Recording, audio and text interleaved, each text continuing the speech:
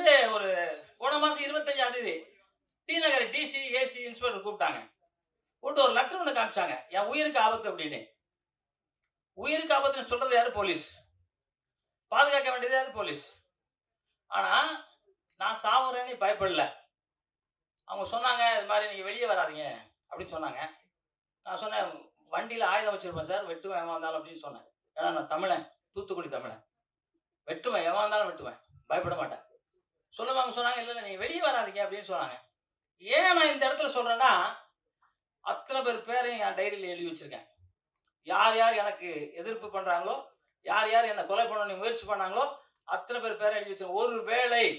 ஒருவேளை எனக்கு எதுனா ஆச்சுனாக்க, இன்னைக்கு வந்து வெளியூருக்கு ஷூட்டிங் போறதுக்கு கேன்சல் பண்ணிட்டு வந்த காரணம் எங்க அண்ணன் முன்னாடி திருமாவளவன் அண்ணன் முன்னாடி நான் சொல்லணும்.